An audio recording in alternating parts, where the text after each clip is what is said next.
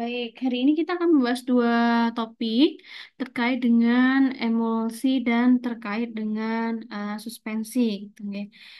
Namun sebelumnya bahwa yang seperti kemarin-kemarin sudah kita ketahui bahwa fungsi dari sediaan obat herbal itu merupakan suatu sediaan yang mana bahan bakunya itu berasal dari tumbuhan, di mana obat herbal ini digunakan untuk mengobati penyakit, kemudian untuk pencegahan maupun untuk pemeliharaan kesehatan manusia atau menjaga kesehatan manusia. Nah, di Asia sendiri gitu ya, di Asia sendiri bahwa obat herbal itu merupakan obat herbal itu memiliki suatu peran yang sangat penting dalam perawatan kesehatan. Berdasarkan WHO gitu ya, berdasarkan survei dari WHO menyatakan bahwa 80% populasi atau orang di beberapa negara Asia maupun Afrika itu masih menggunakan obat herbal itu sebagai pengobatan utama. Tuh. Kemudian herbal ini sering sekali digunakan kepada pasien yang mempunyai penyakit kronis gitu. Apa saja seperti kanker, diabetes, asma gitu. Karena memang kan obat herbal itu tidak boleh digunakan untuk yang akut ya. Kalau akut itu kan membutuhkan penanganan yang sangat cepat. Sehingga kalau obat herbal itu pastinya sering digunakan pada pasien-pasien yang mempunyai penyakit kronis. Nah, keunggulan obat herbal dibandingkan dengan obat alopati yang lain atau obat sintetis yang lain, bahwa obat herbal ini mempunyai efek samping yang lebih sedikit, tuh, dibandingkan dengan obat-obatan kimia. Dan obat karena dia mempunyai efek samping yang lebih sedikit, sehingga dalam penggunaan jangka panjang itu relatif lebih aman atau bisa diandalkan untuk pengobatan jangka panjang ya, untuk penyakit-penyakit kronis. Akan tetapi ada beberapa tantangan gitu ya, ada beberapa challenge, ada beberapa tantangan ketika kita memformulasikan suatu obat herbal. Apa saja tantangannya? Bahwa eh, bahan yang pertama adalah bahan aktif dalam banyak kejadian gitu ya. Dalam banyak kejadian, bahan aktif itu belum diketahui, gitu. Sebetulnya bahan aktif yang manakah di dalam tanaman tersebut yang mempunyai tanggung jawab eh, sebagai atau yang mempunyai tanggung jawab memberikan efek farmakologi, karena kan di dalam tanaman itu mempunyai banyak senyawa, sedangkan yang biasa dikembangkan dalam obat dikonsumsi oleh masyarakat adalah obat-obatan herbal yang masih dalam bentuknya simplicia, kemudian serbuk ekstrak, kemudian apa namanya apa namanya di mana simplicia itu nanti dibikin infusa atau dekokta, kemudian kalau yang sediaan ekstrak kering, serbuk kering itu biasa dibikin dalam bentuk sediaan. Nah, itu kan komponen bahan aktifnya kan masih banyak di dalamnya. Kemudian eh,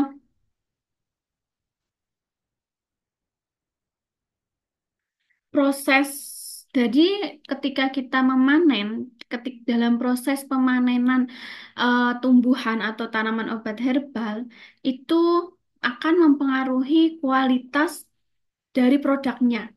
Tuh, misalkan kayak apa namanya pemanenannya, penyimpanannya, misalkan kayak pemanenan.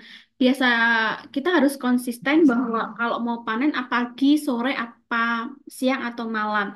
Kemudian sumber atau bagian yang akan digunakan atau diolah menjadi suatu obat herbal itu mau eh, misalkan kalau daun gitu ya, daunnya mau daun yang seperti apa, umur daunnya berapa.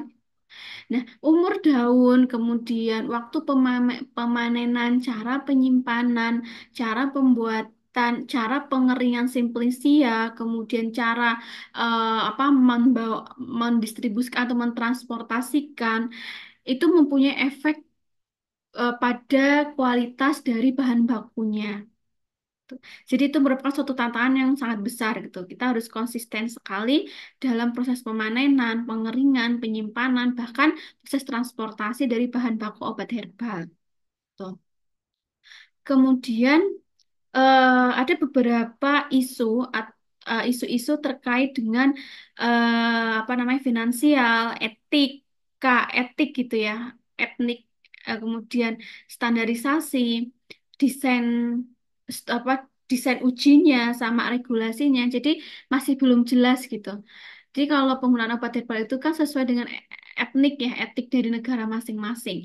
Mungkin dari negara India, kemudian Indonesia, Cina, itu kan mungkin tidak jauh berbeda gitu kan. Tapi kalau misalkan ke negara-negara yang maju, itu pasti akan sangat berbeda.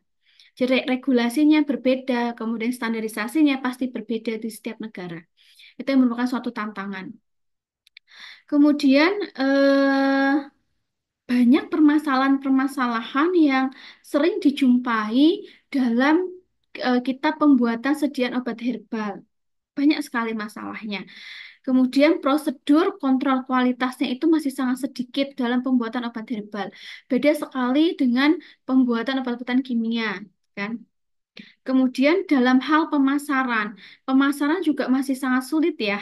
Masih beberapa, karena kan seperti yang pernah sampaikan bahwa obat herbal itu biasanya kan ketika kita memberikan ke pasien gitu, pasien membutuhkan resep ya. Nah, sedangkan tenaga medis kan masih beberapa yang belum percaya atau belum meyakini terkait dengan khasiat obat herbal. Itu pemasaran yang sangat susah. Kemudian kadang masyarakat juga pengennya lebih instan gitu ya. Apa misalkan pusing ya pengen cepat sembuh, nyeri pengen cepat sembuh. Sedangkan obat herbal tadi kan efeknya lebih lama gitu ya, karena dia efeknya adalah memperbaiki, bukan kayak menyembuhkan apa menutupi suatu lubang gitu. Kemudian eh, terkait dengan Good Manufacturing Practice GMP, terkait dengan GMP-nya pengembangan obat herbal itu masih sangat sedikit. Kemudian itu ya, itu beberapa tantangan-tantangan ketika kita memformulasikan obat herbal. Kemudian,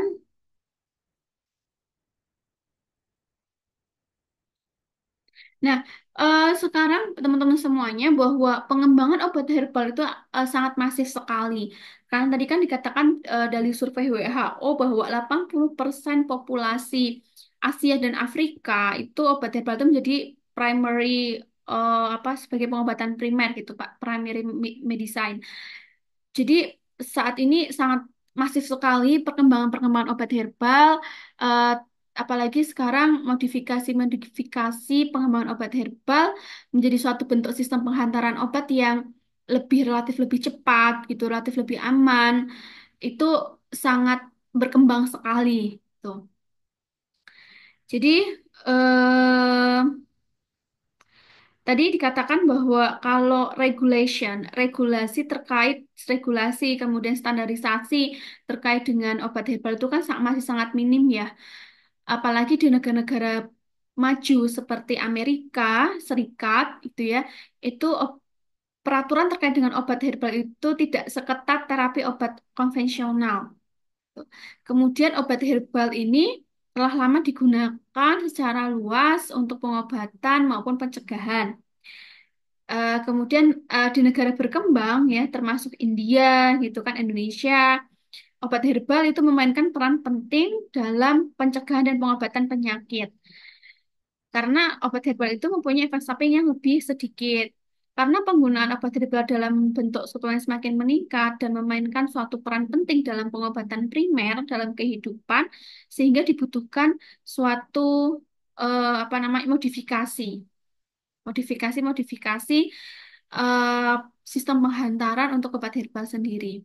Nah, ini adalah beberapa contoh tanaman herbal ya yang eh, berpotensi tinggi pada di dalam pemasaran gitu ya. Ada Allium sativum gitu, kemudian ada Azadirachta indica, kemudian ini Emblyca officinalis, Asparagus racemosis gitu ya, dan yang lainnya. Ini ketujuh tanaman ini itu sangat berpotensi tinggi, ya, berpotensi tinggi untuk pengembangan obat herbal.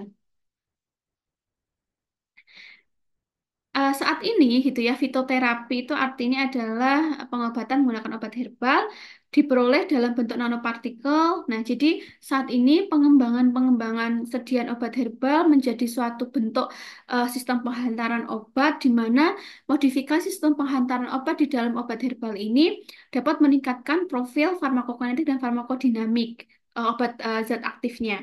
Salah satu cara untuk meningkatkan profil farmakokinetik dan farmakodinamik adalah kita memodifikasi sistem penghantaran obat.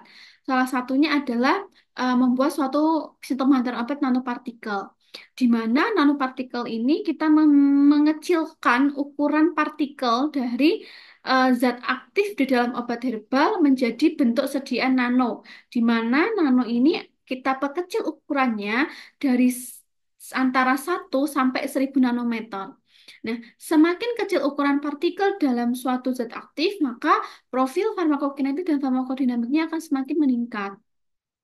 Tuh. Penggunaan nanopartikel pada obat herbal itu memberikan rasio luas permukaan terhadap volume yang tinggi. Kemudian dapat meningkatkan kelarutan, bisa meningkatkan bioavailabilitas dari zat aktifnya, meningkatkan efek permeabilitas dan retensi apabila digunakan dalam bentuk topikal. Kemudian mendistribusikan distribusi zat aktif ke dalam jaringan-jaringan itu lebih baik. Kemudian pelepasan obatnya juga lebih bagus dan bisa meningkatkan stabilitas dari fisikokimia zat aktif dalam sediaan obat herbal. Inilah keuntungan-keuntungan apabila obat herbal itu kita modifikasi sistem penghantarannya menggunakan sistem penghantaran nanopartikel. Apa itu nanopartikel? Bahwa nanopartikel itu mengandung obat ada yang kita perangkap gitu ya, yang kita tanamkan atau yang kita eh, bungkus gitu di dalam matrik. Kemudian eh, pengembangan nanopartikel herbal itu telah banyak diteliti, mulai dari tahun 2000-an ya sampai detik ini pengembangan nanopartikel herbal itu masih sangat masif.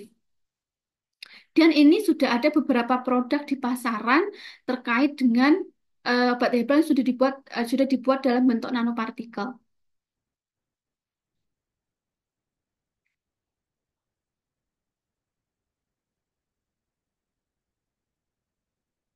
Nah, jadi nanopartikel herbal yang dibuat dalam bentuk nanopartikel ini mempunyai beberapa keunggulan, yaitu yang pertama bahwa zat aktifnya, karena kan biasanya kelarutan pada bahan baku herbal itu kan menjadi suatu permasalahan utama gitu ya, yang sering banget dijumpai.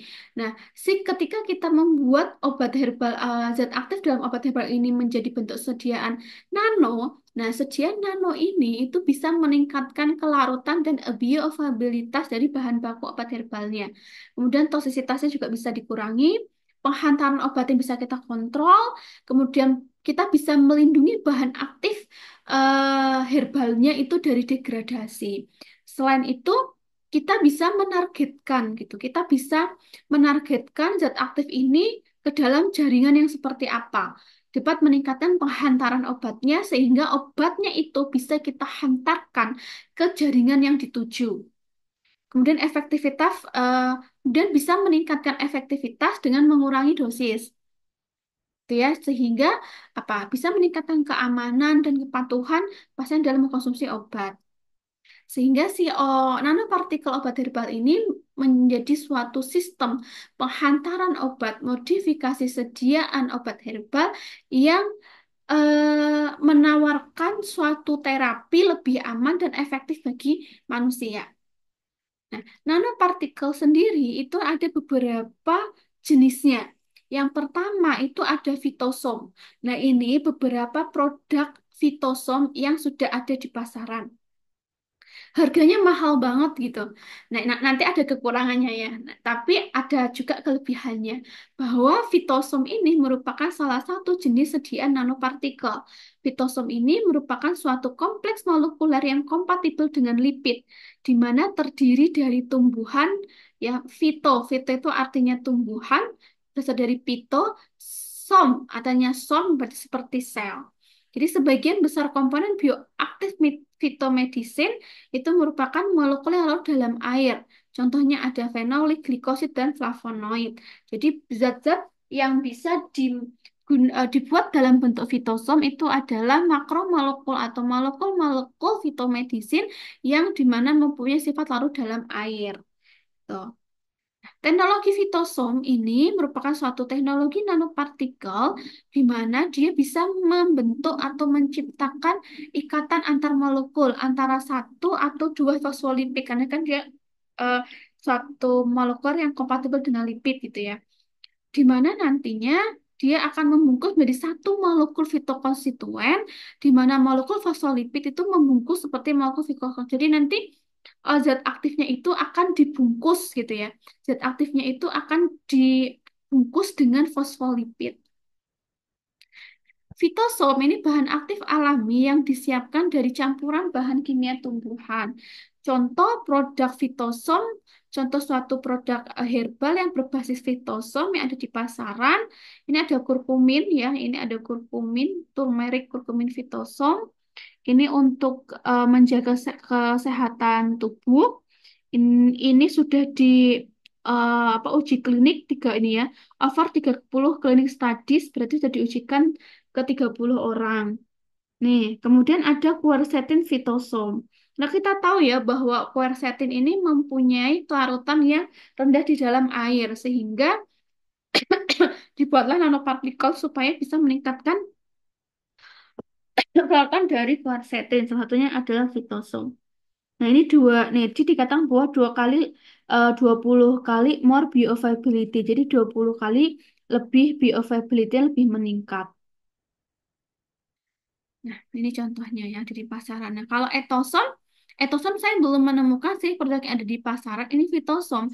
Satu segini itu bisa harganya itu bisa 700 sampai 800 ribu. Ini mahal memang, karena memang teknologi nanopartikel itu mahal. Kemudian etosom ada apa namanya jenis yang kedua itu adalah etosom. Di mana itosom ini dia dapat menjebak molekul obat dengan berbagai karakteristik fisikokimia, baik zat aktif yang bersifat hidrofobik, hilipofilik maupun amfifilik. Nah, definisi dari etosom sendiri dia sebagai suatu pembawa non-invasif di mana pembawa non-invasif ini dapat menghantarkan obat mencapai lapisan kulit yang paling dalam atau bisa sirkulasi sistemik. Nah, itosom herbal ini, nah kalau fitosom itu kan digunakan secara oral ya, sediaan oral. Nah, kalau etosom ini biasanya etosom untuk pengembangan obat herbal ini untuk obat-obat bahan baku herbal yang memang dibuat dalam sediaan transdermal atau topikal. Contohnya apa? Contohnya ada gel etosom, di mana gel etosomal, di mana gel etosomal ini mengandung kriptotation. Nah, kriptotation ini digunakan untuk mencegah pengobatan jerawat. Atau ada gel etosomal dari ekstrak daun mangga ya, Mangifera indica. Ini jadi sudah banyak ya, sudah ada beberapa penelitian terkait dengan etosom untuk sediaan transdermal atau topikal. Ada lagi namanya microemulsion. Microemulsi ini merupakan suatu campuran cairan isotonik yang stabil secara termodinamik, jadi artinya tidak terjadi pemisahan, di mana microemulsi ini terdiri dari minyak, air, surfaktan, dan kosurfaktan gitu ya. Nah, contoh aplikasi pada mikroemulsi ini hidrogel berbasis mikroemulsi untuk sistem penghantaran dermal. Kemudian formulasi lotion tabir surya polihijau berbasis mikroemulsi. Kemudian apa Bu bedanya mikro dan nano? Metode pembuatannya hampir sama. Yang membedakan adalah ukuran partikelnya. Kalau nanopartikel itu ada yang mengatakan di bawah 200 nanometer, ada yang mengatakan 100 di bawah 100 nanometer. Kalau mikroemulsi ada yang mengatakan bahwa mikroemulsi merupakan suatu sediaan yang mempunyai ukuran partikel antara 0,1 mikro sampai dengan 0,001 mikro sampai dengan 0,1 mikro. Tuh. Nah, nanoemulsi 50 hingga 1000 nanometer. Berarti kalau mikroemulsi di atas 1000 nanometer. Ini contohnya ada nanoemulsi tokoferol, vitamin E ya, nanoemulsi lecithin. Di mana kalau yang mikroemulsi ini bedanya mikro dan nano selain dalam bentuk ukuran partikel, perbedaannya adalah metode pembuatannya. Kalau mikroemulsi ini pembuatan nanopartikel dengan energi yang rendah. Tuh. Sedangkan kalau nanoemulsi itu metode pembuatannya ada dua, menggunakan metode menggunakan energi yang tinggi dan menggunakan energi yang rendah, serta perbedaan ada di ukuran partikel. Nah, contoh dari nanoemulsi ada tocopherol, lecithin gitu ya, di mana ini penggunaan ini menggunakan metode homogenizer yang membutuhkan energi tinggi. Nah, itu sedikit penghantar tentang nanoemulsi, tentang perkembangan sistem penghantaran obat herbal. Nah, nanti di belakang ada beberapa slide akan saya jelaskan terkait dengan metode pembuatan nanopartikel. Sebelumnya akan saya sampaikan terkait dengan bagaimana perkembangan herbal suspension ya ap- yang sudah ada di penelitian-penelitian. Yang jelas bahwa sediaan suspensi ini merupakan suatu sediaan di mana penggunaannya digunakan secara oral, gitu ya. Di mana ada banyak tantangan ketika kita mengembangkan suatu bentuk sediaan cair dari obat herbal. Itu banyak tantangannya. Namun, walaupun banyak tantangannya, akan tetapi kan permintaan obat herbal itu kan masih tinggi ya. eh Apa namanya? Dan yang mengkonsumsi kan tidak hanya orang dewasa, kadang juga ada orang tua yang sudah mengalami kesulitan menelan, ada anak kecil, atau ada orang-orang yang punya kelemahan tidak bisa menelan, sehingga walaupun mempunyai banyak tantangan yang besar, tetap dibutuhkan pengembangan obat herbal menjadi suatu sediaan cair. Nah, ini contohnya ya. Ini ada sebuah contoh penelitian di mana penelitian ini dia memformulasikan poliherbal. Artinya adalah dia memformulasikan beberapa jenis tanaman menjadi suatu sediaan suspensi.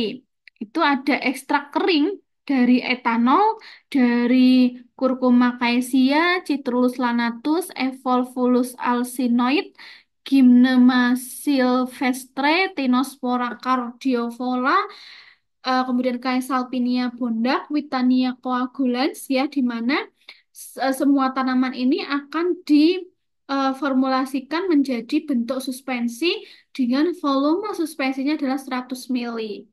Tabel satu ini menggambarkan apa namanya? Menggambarkan contoh ya, contoh formulasi suspensi.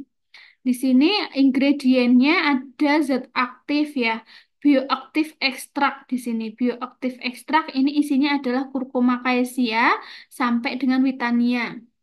Ini 5 per 10 gram.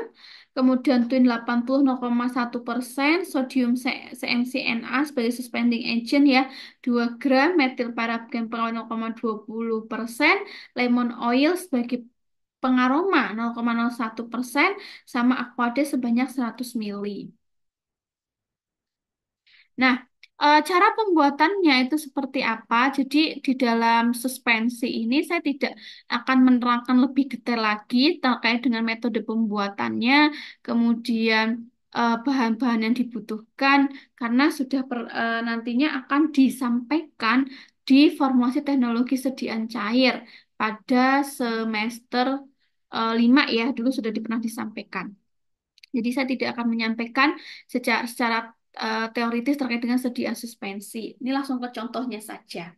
Nah, jadi ada suatu penelitian di mana penelitian tersebut akan membuat suspension, polyherbal suspension yang bersumber dari berbagai tanaman. Ini adalah tabel satu adalah contoh formulanya.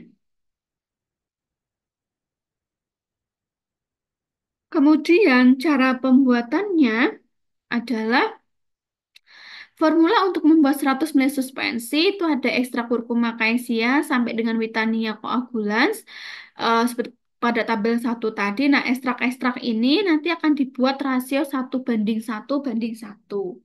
Nah, suspensi yang akan digunakan adalah suspensi dibuat menggunakan metode triturasi, di mana metode triturasi ini adalah ekstrak bioaktif tanaman-tanaman ini nanti dihaluskan gitu ya, dihaluskan menggunakan lumpang dan alu. Setelah itu, setelah halus ditambahkan dengan Twin 80 sama CMCNA dan bahan tambahan lainnya. Nah, CMCNA itu dia sebagai suspending agent, di mana dia harus dikembangkan terlebih dahulu, harus kita kembangkan CMCNA di dalam air panas. Tuh ya, ketika sudah dikembangkan, baru dicampur dengan ini Twin 80 dan ekstraknya. Ya kan? Pengat sodium CMCNA dilakukan dalam air,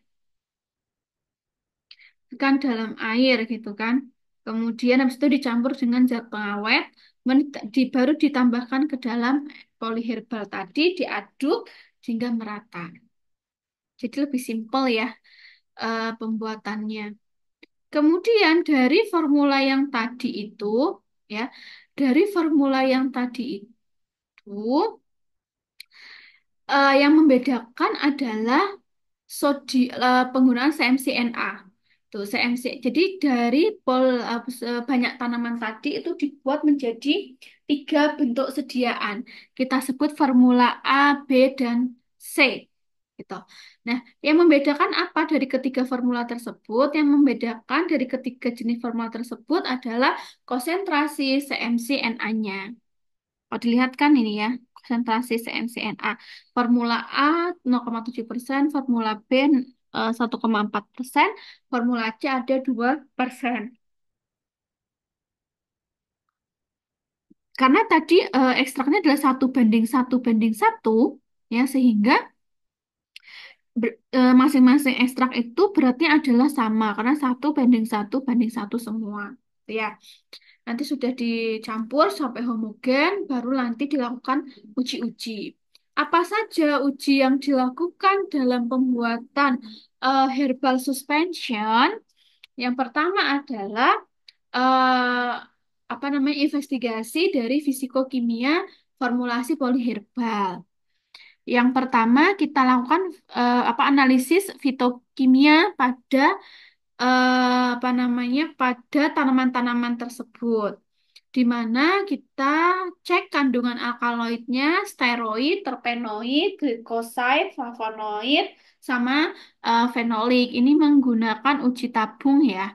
Ini ada beberapa jenis di sini, bahwa di dalam sediaan poliherbal ini dia positif alkaloid, glikosid, fenol, flavonoid, steroid, saponin ya, dan sorry, kalau saponin itu dia tidak ada saponinnya. Berarti di dalam obat apa poliherbal ini dia tidak ada kandungan saponin.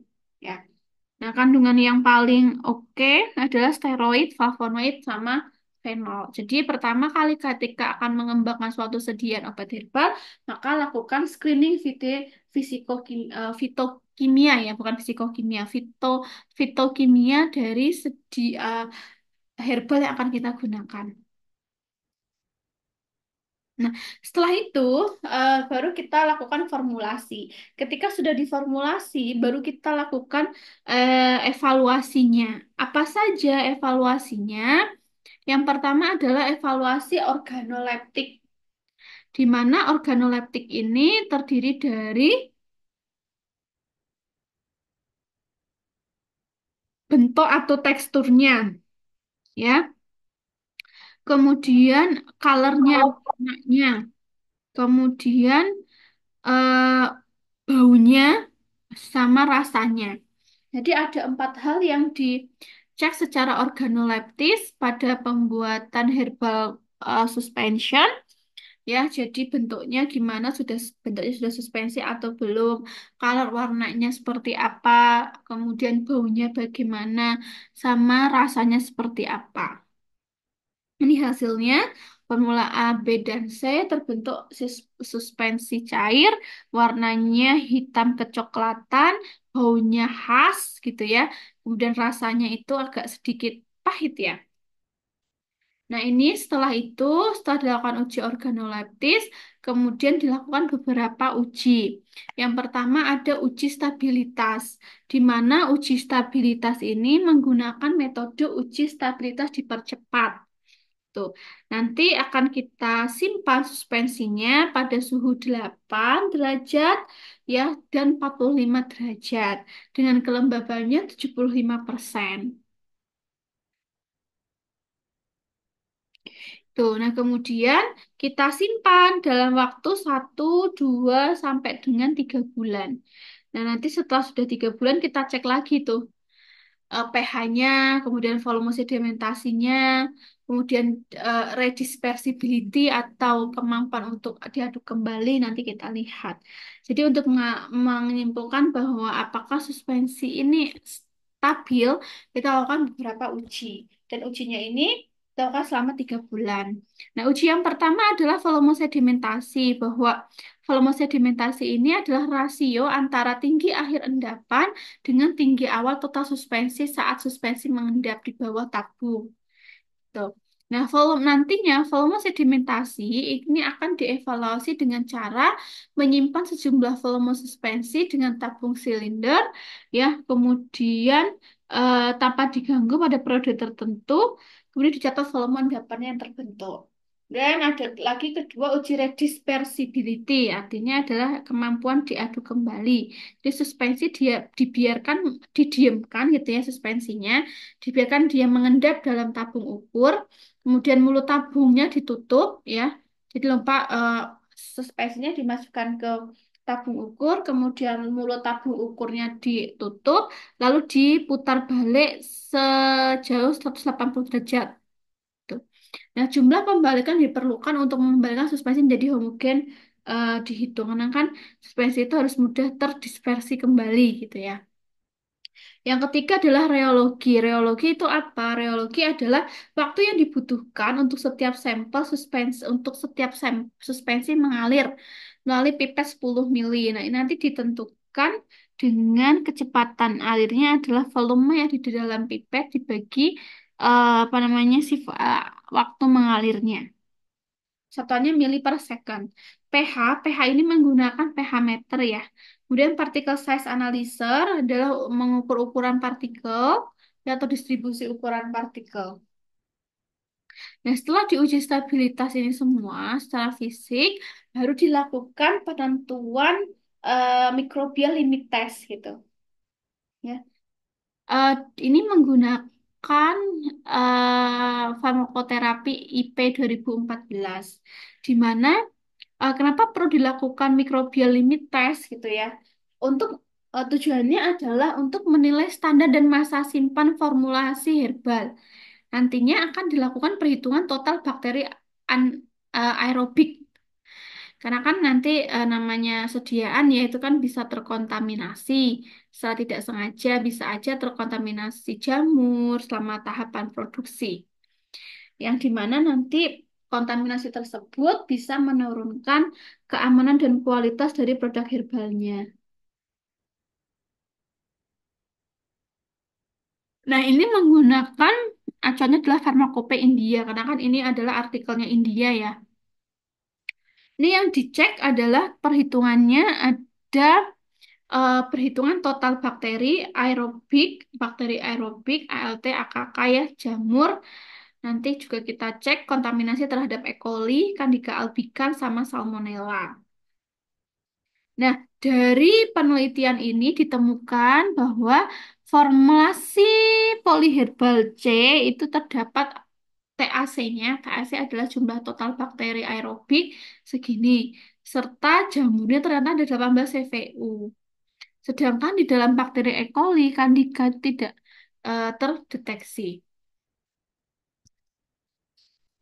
Selanjutnya adalah determinasi cemaran logam ya, di mana determinasi cemaran logam ini sesuai dengan Protocol of Inductively Plasma Mass Spectro atau ICP-MES. Tuh. Nah, jadi WHO itu merekomendasikan pemeriksaan logam berat, terutama pada bahan baku tanaman obat untuk produk jadi. Nah, batasan dari pencemaran logam berat itu adalah 1,0, eh, 0,3 dan 10 ppm untuk logam arsenik, kadmium maupun timbal. Nah, ini LOQ-nya, limit of kuantifikasinya pada formula C gitu ya, adalah arseniknya masih memenuhi semua. Nah, jadi pada formulasi polyherbal C dinyatakan kadar logam berat di bawah batas pengukuran. Tuh. Kemudian yang kita analisis kandungan apa namanya kimianya, saja ini menggunakan HPT LC High Perform Thin Layer Chromatography. Nah, selanjutnya, sebentar ya, saya eh,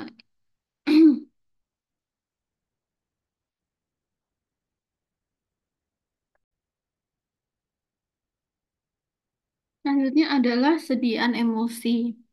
Mengingatkan sedikit ya bahwa di mana sediaan emulsi ini pengertiannya adalah merupakan sistem dua fase ya, di mana sistem ini terdiri dari dua cairan yang sama sekali tidak bercampur, di mana eh, fase terdiri dari fase air dan fase minyak.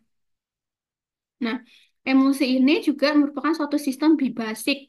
Bibasik itu dua fase ya, yang dibuat dengan menggabungkan dua cairan yang tidak dapat bercampur.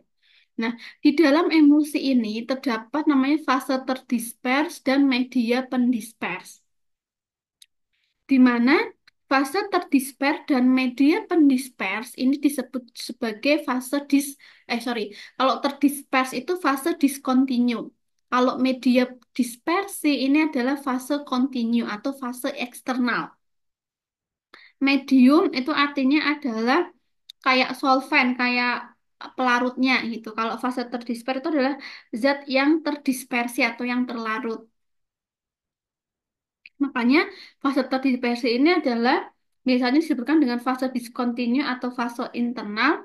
Sedangkan media dispersi ini dinamakan fase continue atau fase eksternal. Nah, emulsi karena emulsi itu merupakan suatu sediaan yang terdiri dari dua cairan tidak saling bercampur sehingga dia tidak stabil secara termodinamika. Nah, supaya dia stabil, maka ditambahkan atau distabilkan dengan adanya zat pengemulsi atau emulsifier.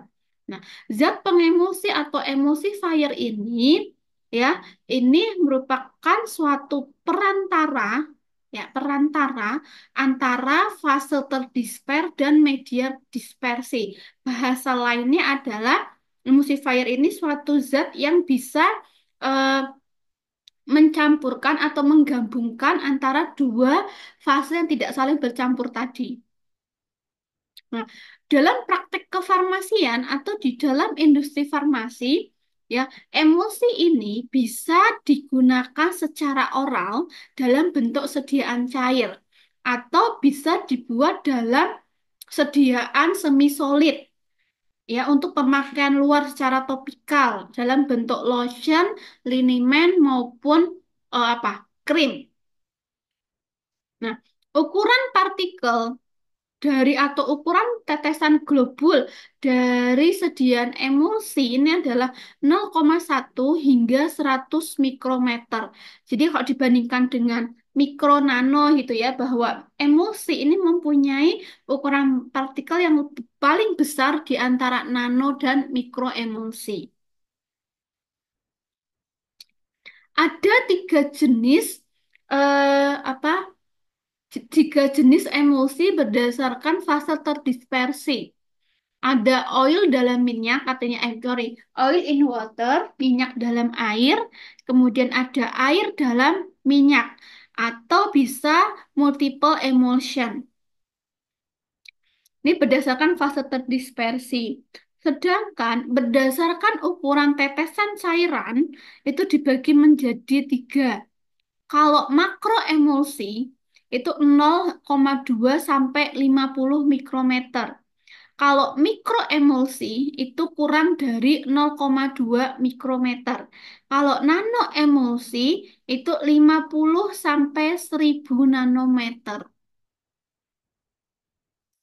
Ya, jadi ada tiga jenis ya, makro, mikro, nano. Yang membedakan adalah apa? Ukuran partikelnya, kok ukuran tetesan cairannya. Kemudian nano emulsi sendiri ini menjadi, oh ya, kenapa di sini kan emulsi itu ada dua jenis ya, yang digunakan secara oral maupun yang secara topikal.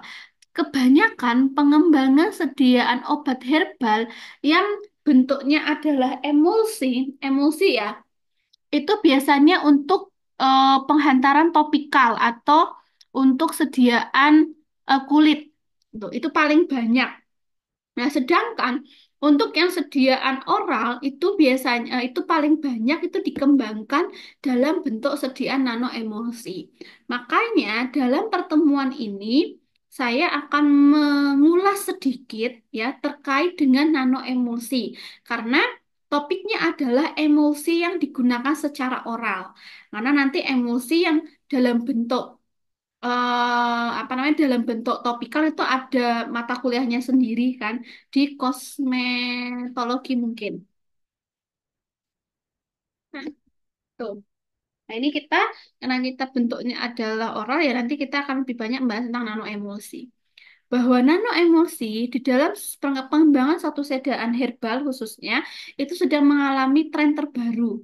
Kemudian semua perhatian gitu ya atau semua peneliti ini tertuju pada formulasi berbasis nanoemulsi ini atau berbasis lipid di mana apa formula yang berbasis lipid itu bisa meningkatkan permeabilitas, bioavailabilitas obat ya dengan menggunakan sistem penghantaran obat yang lebih inovatif.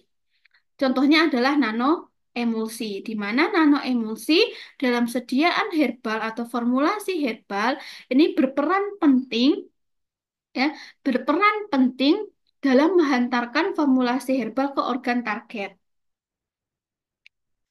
Nah, nanoemulsi sendiri pengertiannya adalah dispersi dua cairan yang tidak dapat bercampur, misalnya minyak dan air, kan, yang bersifat stabil secara termodinamika.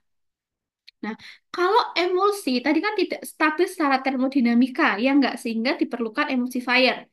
Nah, kalau nanoemulsi ini adalah campuran atau dispersi dua cairan yang tidak saling bercampur, yang dia stabil secara termodinamika. Kemudian bentuknya adalah transparan jernih secara isotropik. Kalau emulsi yang biasa ya, itu bentuknya kan tidak transparan kan? Dia bentuknya apa? Bentuknya adalah kayak koloid apa putih susu ya. Kalau nano emulsi itu dia bentuknya transparan berbentuk cairan. Tuh. Dan dia stabil secara termodinamika. Ukuran tetesnya atau ukuran globulnya ini berkisar 50 hingga 1000 nanometer. Nah, nanoemulsi juga dikenal dengan nama lain seperti mini emulsion, submicro emulsion, dan ultrafine emulsion. Nah, pembuatan nanoemulsi itu ada dua jenis. Yang pertama itu adalah metode energi tinggi sama metode energi rendah. Nah, metode energi tinggi itu adalah pencampuran dengan kecepatan tinggi. Contohnya menggunakan ultrasonik bertekanan tinggi. Kemudian metode energi rendah ini menggunakan sifat fisikokimia sistem untuk menghasilkan nanoemulsi. Nanti akan dikupas lebih jelas lagi. Nah, apa saja komponen yang ada di dalam nanoemulsi? Komponen intinya ya, atau komponen mainly ya. Jadi komponen utamanya. Komponen utama yang digunakan untuk memformulasikan nanoemulsi herbal itu komponen yang pertama adalah minyak, kemudian surfaktan, ada kosurfaktan, dan ada kosolven. Oil atau atau minyak ini digunakan untuk meningkatkan kelarutan dari zat aktifnya. Contohnya ada apa saja? Ada palm oil, olive oil, sesame oil, hidrogen, soybean oil, peanut oil. Nah, ada surfaktan. Surfaktan ini adalah untuk menurunkan tegangan permukaan antara minyak dan air yang bisa sebagai emulsifier dalam formulasi. Contohnya golongan polisorbat, ada twin 20, twin 80, twin 60. Ada PEG 300, ada castor oil, ada caprylic glycerin.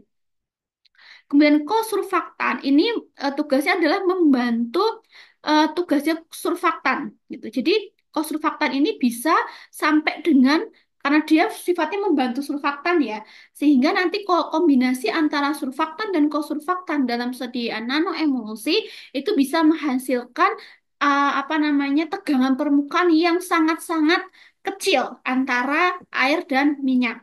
Makanya kenapa si nanoemulsi ini dia stabil secara termodinamika.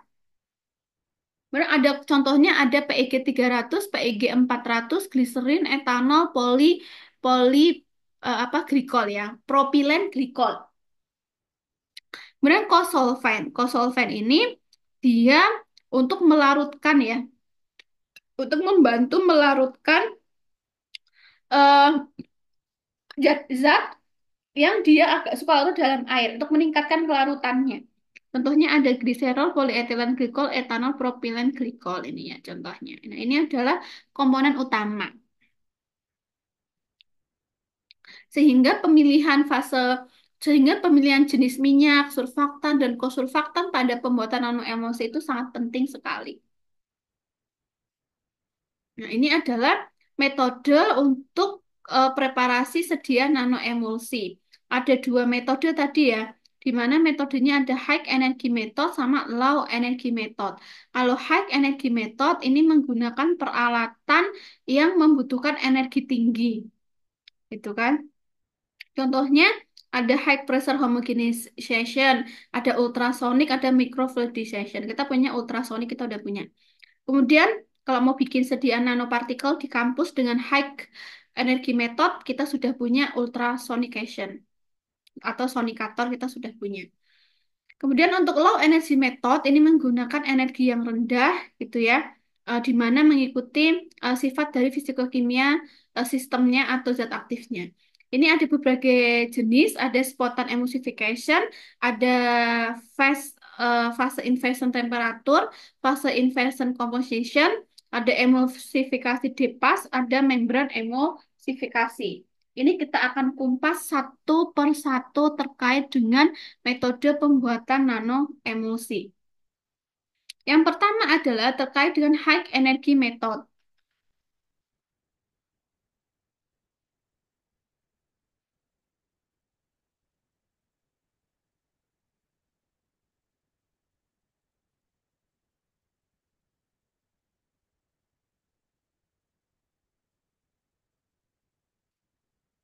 Ada yang pertama adalah high energy method, di mana artinya adalah metode menggunakan energi tinggi ya.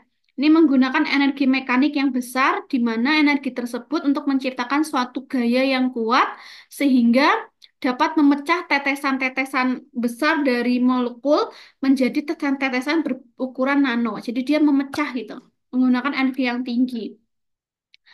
Sehingga si high energy method ini dapat menghasilkan nanoemulsi yang sangat dinamis. Contoh peralatan yang digunakan ya, contoh peralatan yang bisa digunakan untuk ini adalah ultrasonikasi, microfluidizer, sama homogenizer yang bertekanan tinggi. Nah, metode high energy method ini dianggap sebagai metode mekanik konvensional karena dalam menggunakan pembuatan nanoemulsi, dia menggunakan ultrasonik. Kemudian diperlukan lebih sedikit surfaktan dan metode ini juga lebih hemat biaya. Jadi kalau yang menggunakan high energy method ini dia diperlukan lebih sedikit surfaktan. Nah, ini ya ada tiga jenis ya alat yang digunakan. Ada homogenizer, ada microfluidization, ada sama ultrasonikasi. Kalau yang high pressure homogenizer ini yang umum digunakan untuk menghasilkan nanoemulsi. Nah, di mana metode homogenization ini dapat membentuk ukuran partikelnya sangat kecil, sampai 1 nanometer. Ya. Nah, akan tetapi metode homogenisasi ini dia tidak cocok untuk membuat nanoemulsi yang kental atau berkrim. Karena dengan diameter partikel kurang dari 200 nanometer. Jadi ini tidak bisa digunakan untuk nanopartikel yang kental. Nanoemulsi yang kental, misalnya yang cair. Nah, ini tidak memerlukan banyak surfaktan ya. Ini bisa membentuk surfaktan 50 sampai 350 nanometer, bahkan bisa sampai 1 nanometer. Kemudian yang kedua adalah microfluidization, di mana mikrofluidisasi ini menghasilkan nano emulsi yang sangat kecil ukurannya dan dia lebih seragam dibandingkan dengan homogenisasi. Nah, mikrofluidasi ini juga membutuhkan surfaktan yang sangat rendah dengan bisa menghasilkan nano emulsi yang stabil. Tapi kekurangannya adalah bahwa alat mikrofluidisasi ini harganya mahal. Tuh, tidak cocok untuk produksi skala besar. Kenapa tidak cocok? Karena nanti harga obatnya pasti akan mahal. Tuh. Nah, Bu, kenapa gini? Surfaktan semakin besar konsentrasi surfaktan yang dibutuhkan, ya, jadi semakin banyak surfaktan yang dibutuhkan, maka eh, apa ya dampak efek iritatifnya itu akan semakin besar. Sehingga kalau menggunakan high energy method, ini konsentrasi surfaktannya itu yang digunakan sedikit. Ini salah satu kelebihannya. Nah, sedangkan kalau ultrasonikasi, nah ultrasonikasi ini merupakan suatu proses emulsifikasi, ya, proses emulsifikasi yang menggunakan gelombang ultrasound untuk menghasilkan gaya kavitasi sehingga gaya ini dapat mengubah dari makro menjadi nano. Nah, dengan ultrasonikasi ini melibatkan dua mekanisme. Yang pertama adalah gelombang antarmuka sama kavitasi akustik. Nah, ini juga membutuhkan biaya yang mahal ya, sehingga lebih proper yang homogenisasi sebetulnya. Nah, selanjutnya adalah low energy method. Low energy method di mana eh, digunakan untuk membuat nanoemulsi dengan memanfaatkan perubahan fase antarmuka dan sifat fisikokimia dari surfaktan, kosurfaktan, dan minyak. Nah, metode si low energy method ini dia mempunyai keuntungan, yaitu bisa menghasilkan partikel yang lebih kecil dibandingkan metode energi tinggi. Akan tetapi dia mempunyai kelemahan tentunya ya, atau kekurangan. Kekurangannya adalah dia membutuhkan surfaktan yang lebih banyak gitu ya. Kemudian ini ya, ya ini ya, cuman dia membutuhkan surfaktan lebih banyak. Nah, low energy method itu ada empat ya, ada PIT, PIC, sama spontan, emulsifikasi spontan, sama solvent displacement method. Kalau yang fast inversion temperatur, jadi dia menggunakan perubahan HLB. Ingat ya HLB ya, hydrophilic lipophilic balance, di mana dia pakai perhitungan surfaktan dan kosurfaktan. Kemudian dia memanfaatkan kelarutan surfaktan, di mana kelarutan surfaktannya itu tergantung pada suhu. Metode ini dapat mengubah afinitas surfaktan non-ionik terhadap minyak atau air, gitu ya. Nah, keuntungan utama dari PET ini adalah efisiensi emulsifikasinya yang tinggi. Kemudian nanti didapatkan indeks polidispersitasnya rendah, di mana nanti IP yang dihasilkan itu dapat menstabilkan si sediaan nanoemulsi, jadi tidak terbentuk endapan gitu. Kalau indeks polidispersitasnya rendah. Kemudian PIC, Phase Inversion Composition, di mana kalau PIC ini, kalau yang PIT kan dia menggunakan suhu ya. Kalau yang PIC ini dia tanpa menggunakan pemanas. Jadi dia menggunakan suhu kamar dan tanpa digunakan pelarut organik juga. Jadi eh, dia hanya menambahkan surfaktan, kosurfaktan, minyak, sama kemudian bertetes-tetes air sehingga menghasilkan nanoemulsi. Keuntungan metode ini yaitu mampu menghasilkan tekanan tetesan emulsi berukuran nano, di mana tanpa memerlukan banyak energi, ya, dan tidak membutuhkan pemanasan juga. Kemudian ada pembentukan emosi secara spontan. Ini merupakan suatu teknik energi kimia yang dihasilkan dalam proses pengenceran untuk membentuk nanoemulsi tanpa kita merubah fase dalam sistem. Dan suhu yang digunakan adalah konstan. Yang terakhir adalah apa namanya, solvent dispense method, di mana dalam metode ini nanoemulsi terbentuk secara spontan dalam proses atau melalui proses yang namanya nanopresipitasi yang menghasilkan si nanopartikel polimerik. Keuntungan dari metode ini, dia merupakan suatu metode yang sederhana, murah, dapat diulang, dan dapat menghasilkan nanopartikel polimerik yang berukuran kecil dan seragam dalam satu langkah pembuatan saja. Nah, kemudian apa saja keuntungan dan kerugian dari sediaan nanoemulsi? Keuntungan dari sediaan nanoemulsi, yang pertama adalah bisa mengurangi variasi absorpsi obat, bisa meningkatkan kelarutan obat, menutupi rasa yang tidak enak dari zat aktif herbalnya, kemudian dapat digunakan berbagai rute, bisa rute oral maupun rute topikal, kemudian meningkatkan permeasi zat aktif di dalam kulit kalau sediaannya topikal. Ini keuntungannya. Sedangkan kerugiannya adalah membutuhkan surfaktan dan kosurfaktan lebih banyak. Tuh, nanti efek iritatifnya lebih besar. Kemudian dipengaruhi oleh perubahan pH. Jadi, perubahan pH di dalam lingkungan atau di dalam sediaan itu bisa mempengaruhi stabilitas formulasinya. Kemudian bahan-bahan yang dibuat itu harus tidak toksik atau tidak beracun.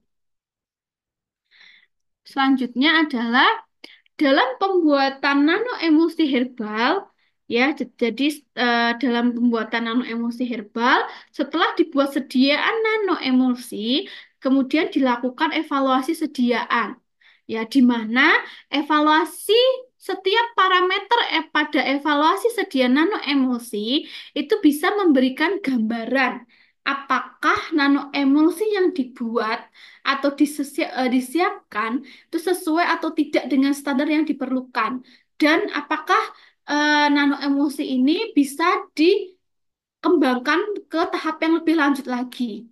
Maka perlu dilakukan evaluasi sediaan dengan berbagai parameter. Apa saja? Ada particle size analyzer. Jadi analisis ukuran partikel, ukuran zeta potensial, muatannya, biar tidak terjadi pemisahan. Kemudian apa namanya, jenis alir, viskositas, kemudian kandungan obat, pH, refraktatif index, studi apa namanya, stabilitas, kemudian studi stabilitas secara termodinamika. Ada 8 jenis uji parameter untuk sediaan nanoemulsi. Nah, untuk ada beberapa rule terkait dengan nanoemulsi dalam sistem penghantaran obat pada sediaan herbal medicine. Yang pertama adalah untuk pemberian obat herbal secara oral, ya, di mana obat herbal ini harus memiliki bioavailabilitas yang rendah. Tuh, sehingga bioavailabilitasnya ini bisa ditingkatkan dengan menggunakan sistem nanoemulsi. Nah, nanoemulsi ini itu aman untuk manusia. Karena apa? Karena minyak dan lipid yang digunakan pada sediaan nanoemulsi itu merupakan minyak dan lipid yang mudah menyerap atau diserap, tidak beracun, aman bagi tubuh. Nah, nanoemulsi ini juga bisa meningkatkan stabilitas formulasi obat herbal. Nah, selain di pemberian secara oral, bahwa nanoemulsi ini merupakan suatu bentuk sistem penghantaran obat herbal, ya, yang tepat melalui kulit. Seperti apa katekin? Contohnya zat aktifnya seperti katekin, epikatein, galat, asam folat, kafein, dan kurkumin. Di mana nanoemulsi itu sangat efektif karena dapat berinteraksi dengan sifat cairan dan pengemulsi pada sel-sel yang ada di dalam kulit. Tuh. Nah, itu yang ketiga adalah jadi yang pertama ini bisa jadi nanoemulsi herbal ini bisa digunakan untuk bahan-bahan yang bioavailabilitasnya rendah. Yang kedua yaitu bisa digunakan untuk penghantaran obat pada kulit. Yang kedua. Yang ketiga ini bisa digunakan untuk penghantaran obat pada zat aktif yang mudah menguap, iritan, atau memiliki berat molekul yang tinggi. Nah, selain itu, nanoemulsi ini juga sangat efektif untuk targeting dan pengiriman obat, ya. Oke. Dan selain itu, penggunaan nanoemulsi ya ini dapat memungkinkan pengurangan dosis obat, kemudian dapat mengatasi masalah toksisitas dan meningkatkan efek terapeutik pada obat herbal. Tuh. Ya.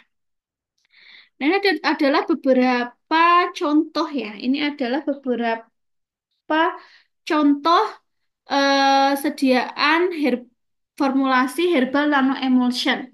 Ini ada kurkumin, ekstrak nano emul gel, ya bentuknya nano gel, ya nano emul gel. Ini menggunakan metodenya adalah low energy emulsification method. Terapeutiknya ini untuk terapi jangka panjang pada psoriasis. Aplikasi nanoemulsi ini dapat meningkatkan kelarutan dan penetrasi pada kulit setelah diaplikasikan secara topikal. Jadi kurkumin ekstrak ini dikembangkan menjadi suatu sediaan nanoemul gel di mana digunakan untuk pengobatan psoriasis dalam jangka panjang.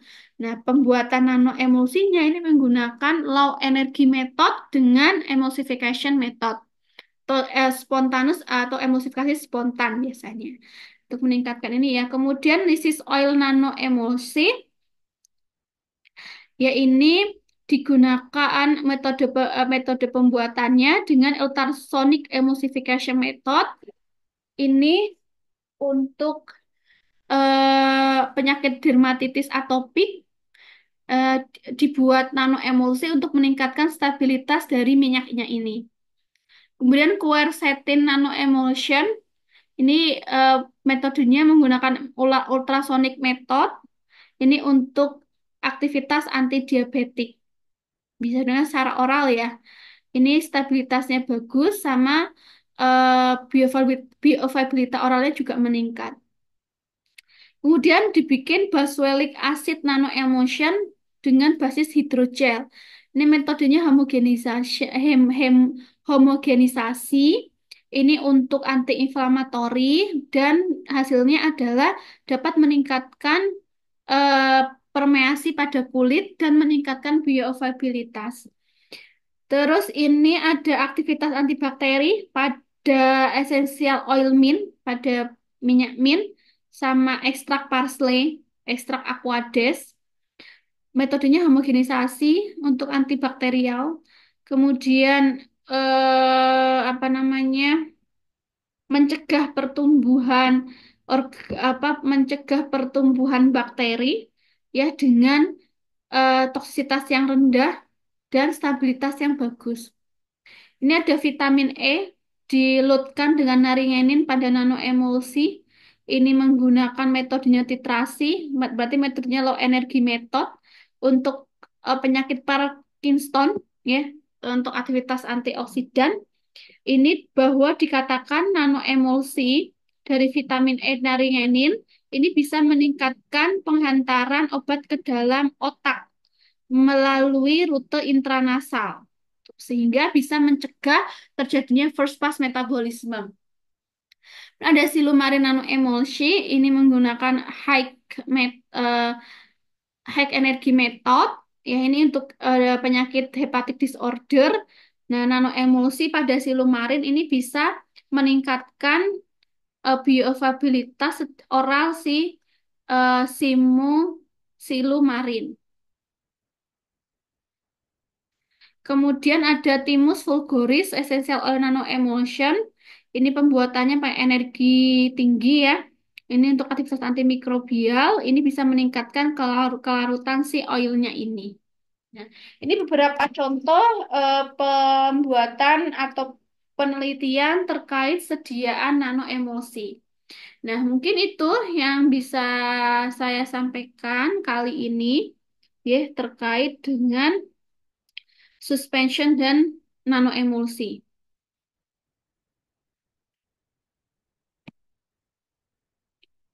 Ya, suspensi dan nanoemulsi. Ya. Nah, ini nanti evaluasinya akan di UTS-kan. Kalau misalkan teman-teman mau membaca lebih lengkapnya lagi, nanti eh, ininya PPT-nya nanti akan saya share di Edu hari ini. Kemudian kalau teman-teman belum puas terhadap materi yang saya sampaikan, jadi materi tersebut saya ambil dari beberapa, dari 5 ya, 1, 2, 3, 4, 5. Saya ambil materi tersebut dari 5 sumber ini ya, 5 sumber. Nah, nanti 5 ini akan saya bagikan juga di Edu. Siapa tahu teman-teman eh, mau membacanya gitu ya. Karena mungkin tuh kurang terpuaskan dengan apa yang saya sampaikan, jadi nanti teman-teman bisa membacanya. Nah ini, nah, yang nano emosi saya ambil dari sini. Nah, tadi yang belum saya sampaikan terkait dengan metode-metode contoh ya, contoh preparasi pada herbal nano emulsion.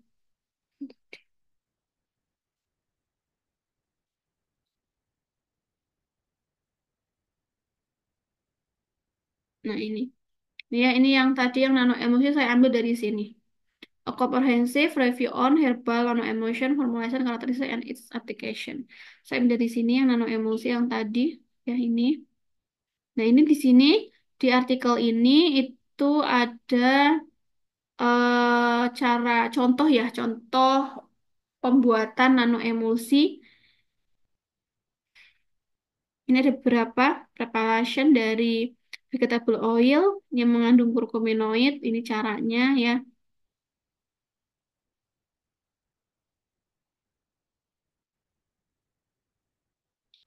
Ini menggunakan magnetic stirrer, berarti ini menggunakan spontan nanoemulsi, metode yang rendah. Jadi nanoemulsi dan kurkuminoid akan dibuat dalam bentuk nanoemulsi.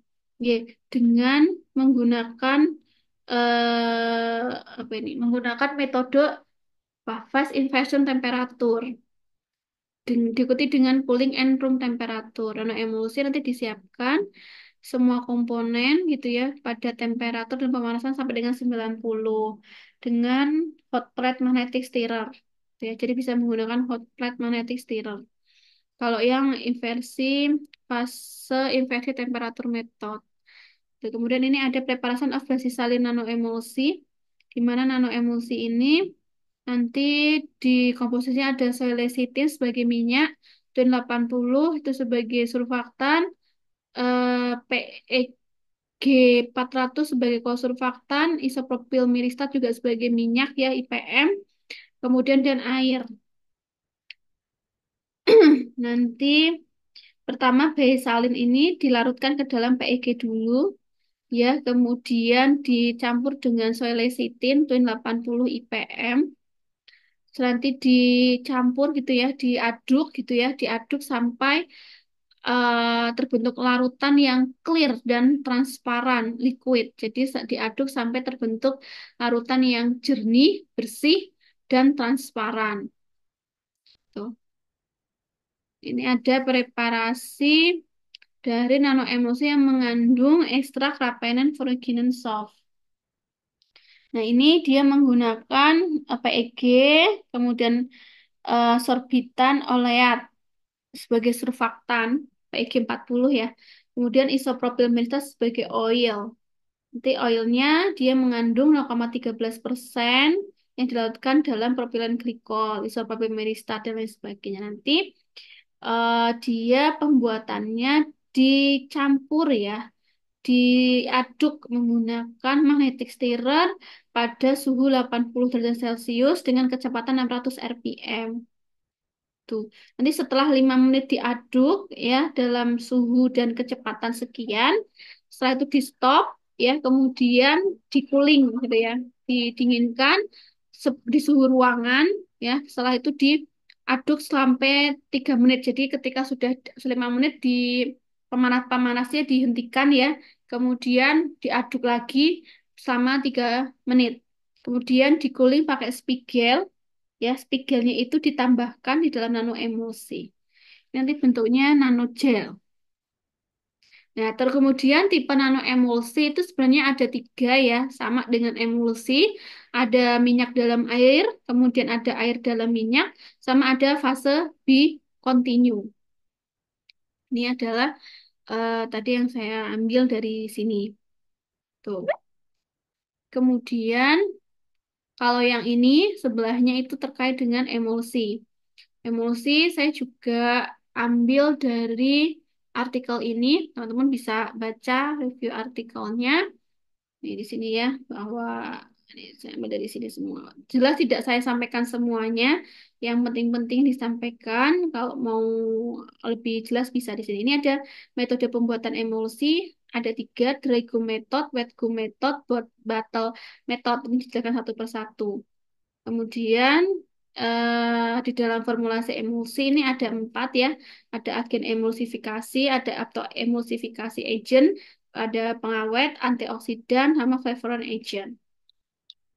Ini untuk menentukan, oh ya saya sampaikan untuk menentukan, untuk mengidentifikasi tipe emulsi yang kita buat itu ada 5 metode. Ada tes uji pewarnaan, dilution test, kemudian ada uji konduktivitas. Nah, untuk sediaan nanoemulsi, di mana sediaan nanoemulsi yang berbentuk jernih transparan, itu baiknya dilakukan uji konduktivitas. Tuh. Dye ini yang menggunakan methylene blue.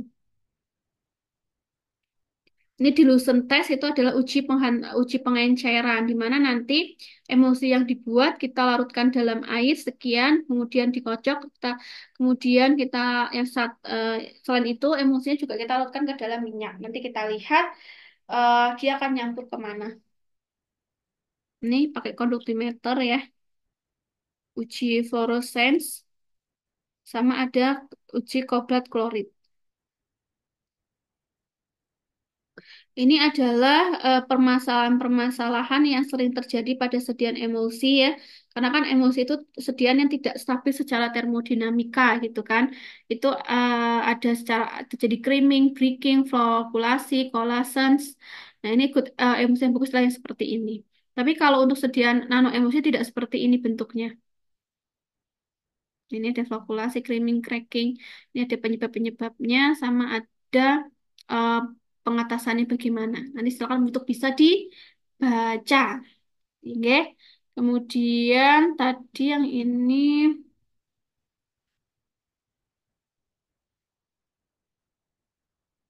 oke, yang tadi yang untuk penghantar saya ambil dari artikel ini, ya Review of Herbal Drug Formulation and its Evolution. Ya, jadi mohon maaf kalau misalkan PPT-nya banyak hurufnya ya, karena jujur saya belum sempat untuk mengedit menjadi bentuk PPT yang lebih inovasi, lebih menarik ya. Tidak, tidak sempat untuk mengedit itu. Yang tadi saya diambil pakai ini, ambil pakai ini yang tadi penghantarnya. Teman-teman bisa baca lagi. Oke, itu oke. Kemudian yang suspension tadi saya ambil juga dari bisa ya.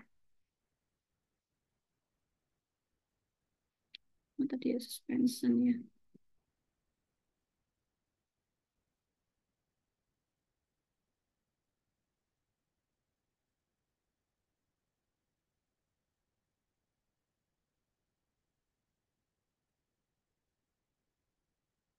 Suspension ini.